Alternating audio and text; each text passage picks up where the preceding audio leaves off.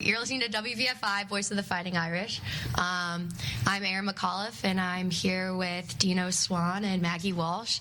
And we are with our guest, Todd Rundgren, today. So we pulled... You're around there somewhere. Okay. There we go.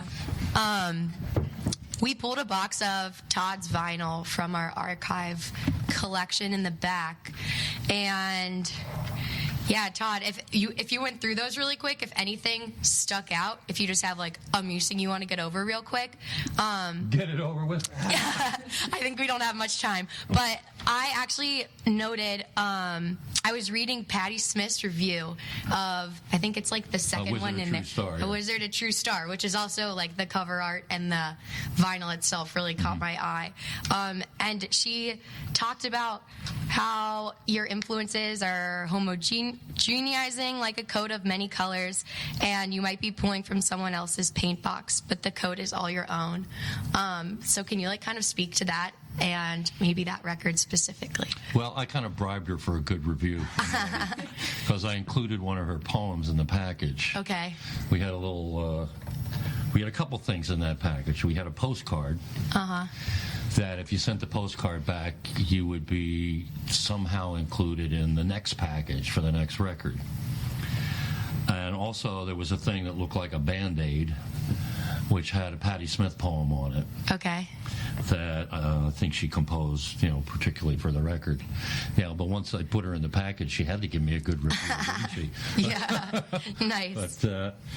But me and Patti have been friends for a real long time, and have, had sort of a mutual admiration thing going. I knew her before she was a musician. She was just a poet at one point, and she used to do very interesting shows where it didn't seem like she had an actual sort of agenda. She would just start, and some of it might be reading some poems, some of it might be improvisations, which she was really good at. Then every once in a while she would get like a little record player out and put something on and sing along to it, something like that. So she wasn't really at that time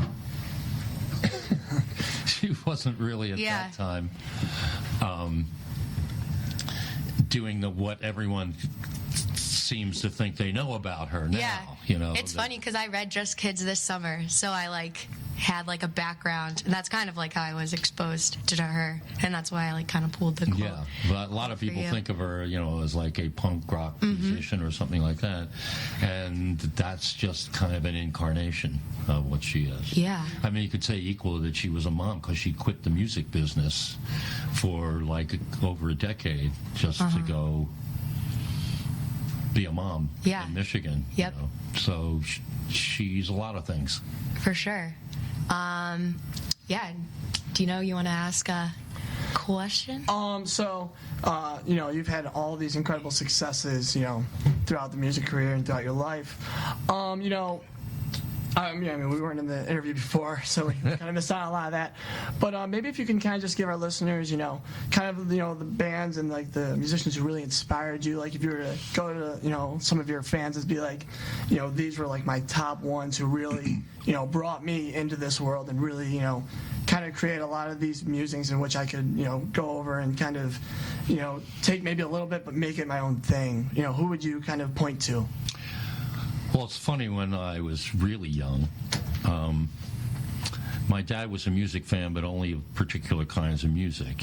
He did not allow rock music in the house, but I was exposed to a lot of music, particularly stage musicals and things like that.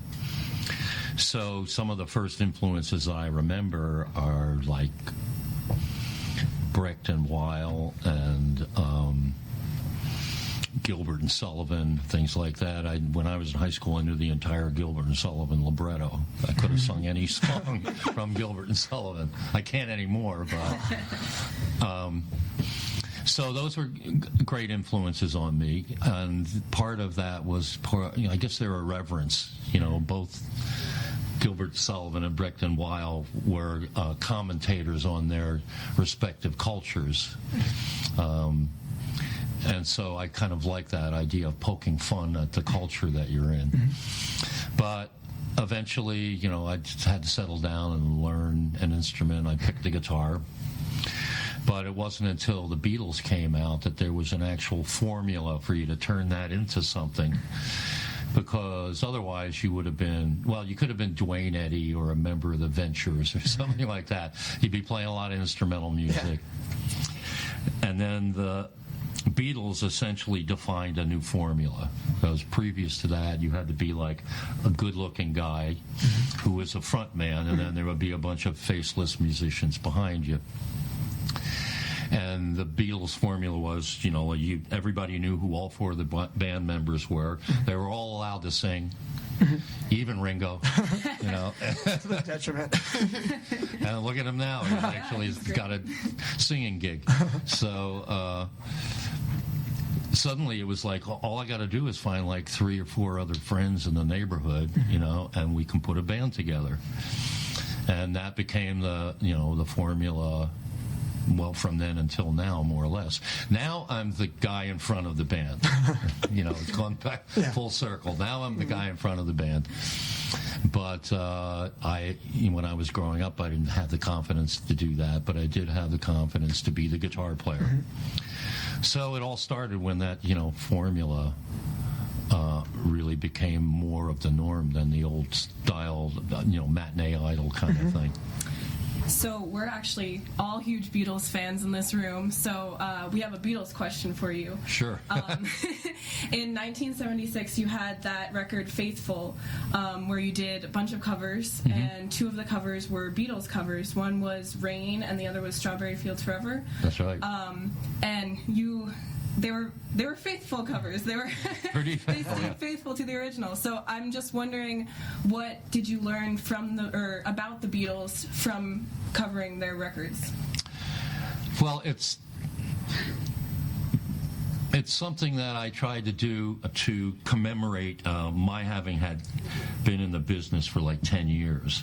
So the songs that I picked for that side of Faithful were all songs that you would have heard on the radio 10 years previous.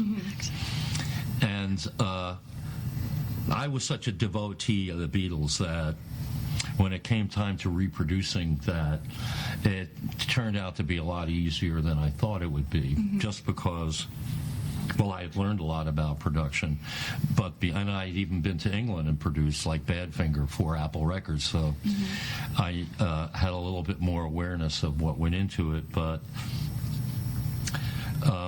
the biggest challenge is like trying to do a song like Strawberry Fields Forever without paying for any session musicians, so essentially faking the sound somehow, with synthesizers that didn't exist at the time, or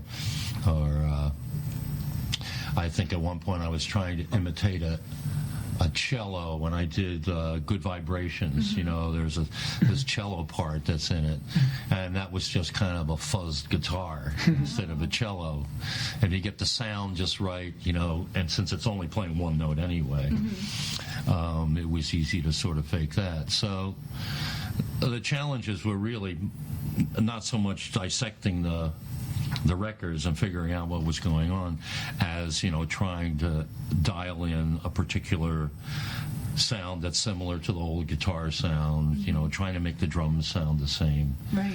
And trying to substitute other instruments when I didn't feel like having a string section or something like that come in.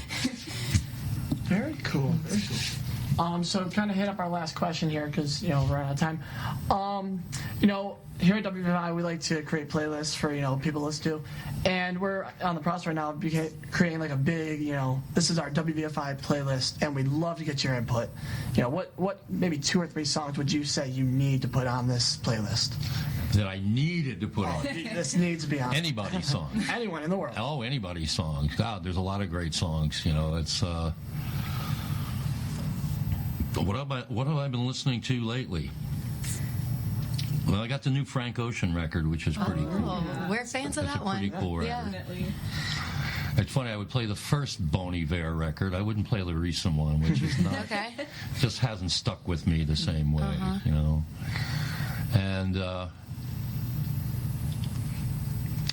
play some Tony Bennett. He's turning 90 this year, you know, and he's still doing it. You know, he's my hero, Tony Bennett. Very nice. I love it. Well, we want to thank you so much for taking your time to join us here at WVFI, and we really appreciate getting to talk to a rock legend in person. It's pretty insane. We want to know if you could maybe just give us a little promo call signal at the end. Maybe sure. Say you're listening to WVFI. WVFI. VFI. I don't want to get it wrong. Yeah, Voice of the Fighting Irish. Okay. Hi, this is Todd Rundgren, and you're listening to WVFI. Go Irish. Thank you so much.